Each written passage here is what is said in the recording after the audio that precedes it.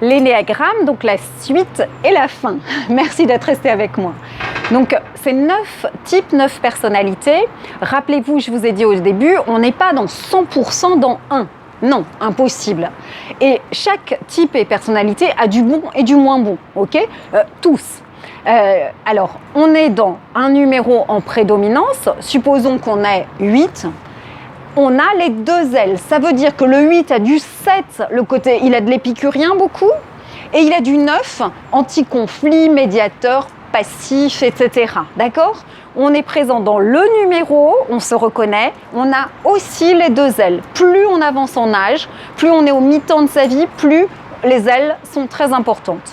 D'autre part, et ça vous regarderez par vous-même, chaque type, par exemple si je suis 8, je vais recevoir le positif d'un numéro, d'un type, et le négatif d'un autre. Quand je vais être en stress ou quoi, j'aurai le négatif de tel numéro et j'ai le positif et le bénéfique d'un autre. Il y a une correspondance, une corrélation. Et chaque numéro en a deux autres en corrélation, reçoit le bon et le mauvais.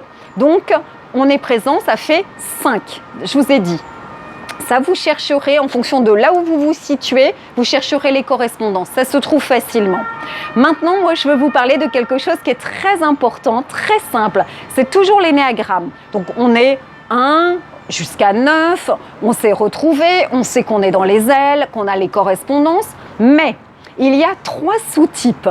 Il y a 3 sous-types. Donc, le 9 a les 3 sous-types. Le 1 a les 3 sous-types. Donc, je suis quel type, quelle personnalité et j'ai quel sous-type. Alors, écoute bien pour les sous-types.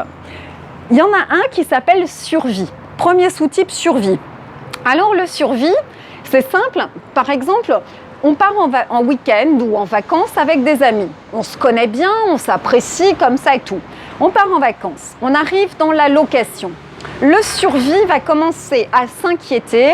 Est-ce que le frigo est assez grand par rapport à tout le nombre de personnes qui sont ici? Si on a un tout petit truc rikiki, D'autre part, où sont les commerces? Y a-t-il une boulangerie? Y a-t-il des commerces de bouche, d'alimentation pour notre survie à proximité dans le village? Ou est-ce qu'il faut faire des kilomètres et des kilomètres? Donc, ils vont être très soucieux de satisfaire leurs besoins de survie, de s'alimenter, etc.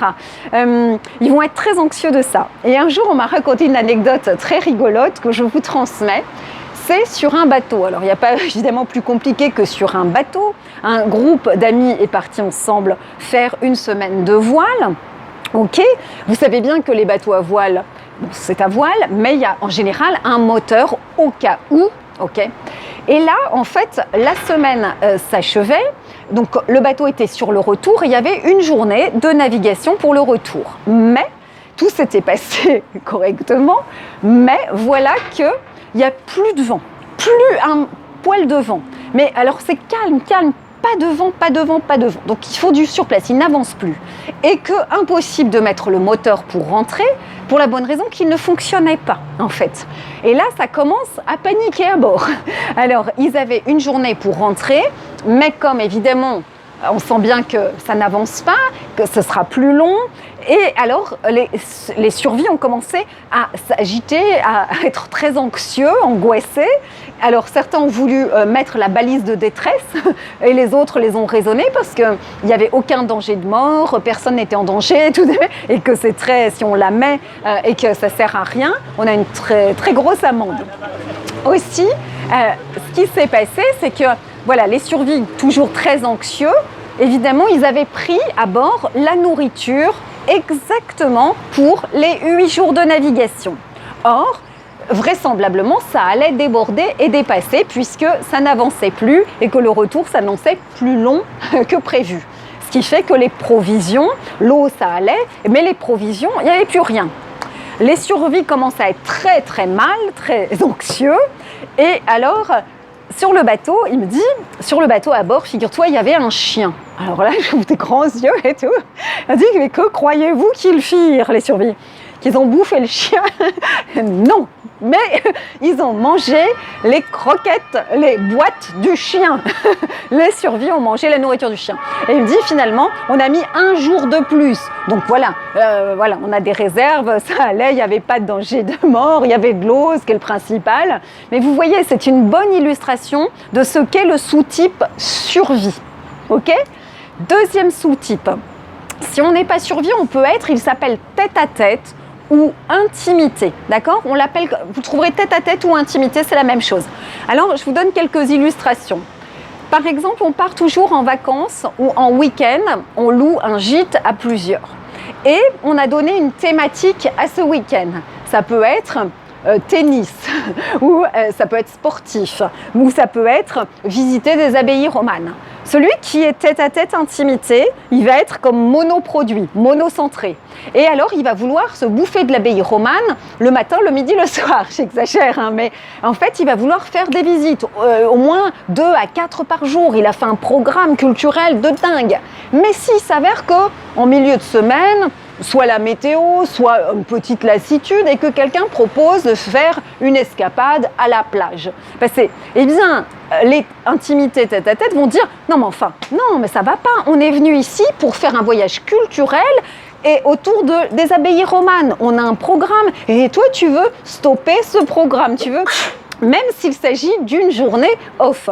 Vous voyez, alors si c'était pour le tennis, c'est pareil. Si tous les jours on fait du tennis le matin, du tennis l'après-midi. Mais si une fois, le temps, la météo, on décide d'aller faire un cinéma, ceux qui sont venus pour l'activité, ils veulent faire l'activité à fond. Okay ? Et ça peut être pareil, intimité tête-à-tête. Par exemple, à ce même week-end, il y a du tennis proposé, il y a des abbayes romanes, mais quelqu'un est venu avec son amoureux. Alors elle veut passer un week-end en amoureux.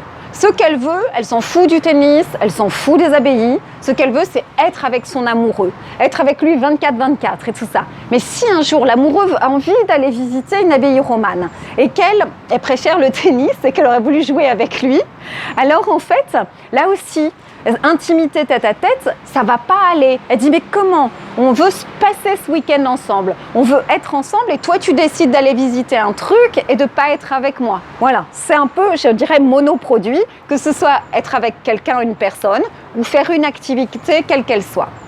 Le dernier sous-type s'appelle social. Alors, les sociales, ils ont organisé, par exemple, ce week-end entre amis. Et les sociales, ils se rendent compte qu'à ce week-end, quelques-uns veulent aller jouer au tennis, quelques-uns ont envie d'aller voir une abbaye romane et d'autres veulent buller sur la plage. Et eux, ça ne va pas du tout, ils vont être très tristes, ils se sont dit, nous, on est venus ensemble, pour être ensemble. Ils veulent être groupir et ils veulent être ensemble tout le temps et toute la journée. Ça ne va pas du tout, ça va les chiffonner que quelques-uns aillent là, quelques-uns fassent une autre activité, ils voudraient qu'on fasse la même chose, n'importe quelle, mais ensemble toujours. Voilà, ça c'est social. Et c'est très intéressant et très simple, mais en même temps, ça explique beaucoup de vacances et de week-ends qui, entre amis, ne fonctionnent pas bien.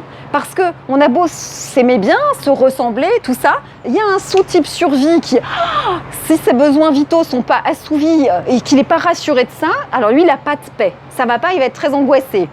L'intimité tête-à-tête veut faire sa vie sur l'activité. Et le social, vous voyez, c'est très important dans le comportement, dans le groupe, dans l'équipe avec les autres. J'espère que c'est clair, que ça vous aura éclairé. Trouvez votre type, votre personnalité et quel est votre sous-type en énéagramme. Merci de votre écoute.